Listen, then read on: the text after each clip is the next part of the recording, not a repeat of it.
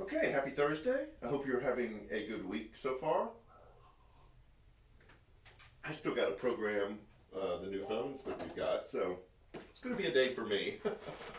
um, I'm going to nerd out today, and I hope I make it as presentable and as consumable as possible. Um, Many of you have seen the little necklaces that people wear that are really two necklaces put together. And so you have a circle, and then they're kind of jagged, divided, and one person wears one half, and then the other person wears the other half. And the other understanding is this is kind of like a bond that you have between the two of you while you're apart. In fact, there's a saying a lot of times it comes with it: "May God be between me and thee while we're apart." Um, that is called a mitzvah. It is a ancient Hebrew thing, and I don't want to ruin the romanticism of them, but this is where it came from. When Jacob um, was fleeing Esau, he went to live with his father-in-law Laban, and because they didn't trust each other, but they made a deal with each other, this deal was called a mitzvah, and it was an understanding that even though there wasn't a whole lot of love between them, that they would live in this covenantal agreement that they would honor um, the commitment that the other one made by being true to their commitment.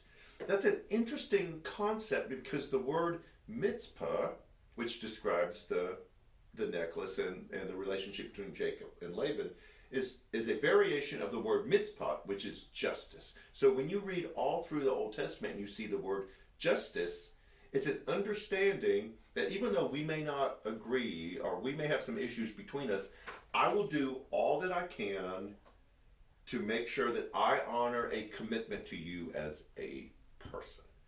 That's the understanding of justice. So when you read about justice in the Old Testament, it's not people getting what they deserve. It's an understanding that you have made a commitment to the welfare of the other person.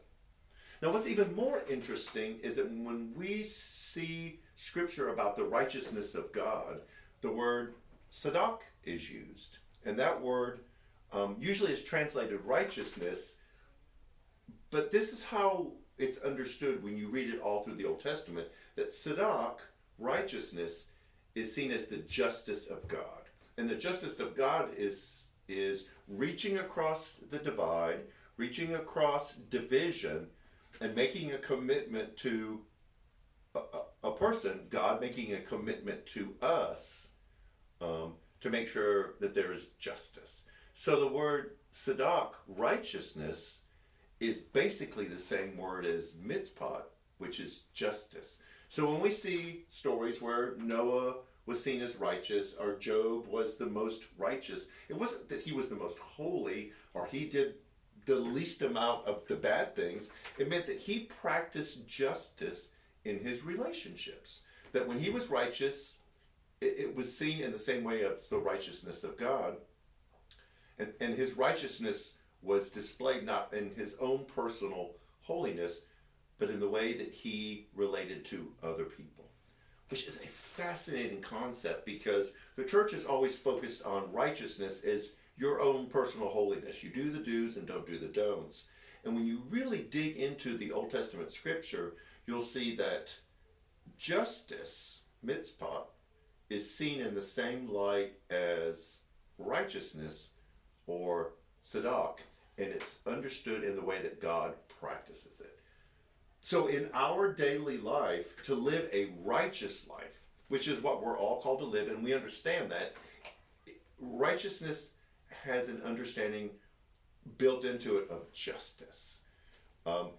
Like the relationship that Jacob and Laban had with each other, that there wasn't a whole lot of trust. They had a reason to not be real sure of each other, but they made this commitment of justice, that they would treat the other equitably and fairly. And when you look in our society and culture, and especially in the news lately, that more young black men are being murdered, justice and righteousness, a righteous life is practicing justice and stepping into those situations and doing something about it. That's what the church is called to do. That is how we are called to live. So I'm still kind of digging in and understanding of what a personal righteous life looks like and how that's woven into justice. But understand this, they're the same thing. So if you want to live a righteous life, it is living a just life, practicing justice, even with people who are different than us, or even people who we may not be always in agreement with. And I think that's even a bigger message than trying to grit it out and just do the do's and not do the don'ts. So, that's my thoughts for Thursday. I hope that kind of gives you something to chew on. I'm going to dig into it a little bit more. Sunday, we're going back to our tabling series. In fact, this will be kind of woven in because tabling this Sunday is the community table. You know, what does it look like to not try to be church here, but to be church out in the world, which is really what we're called to be. We're in person, masked. We'll make sure that we practice all of the protocols. Our children are meeting, they're having a great time. Our students are meeting, they're having a great time. And we will be having our recognition and reception for Tammy Fowler as she steps down.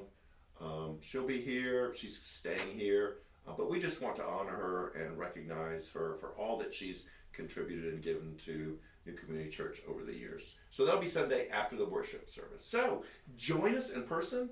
We want you to be here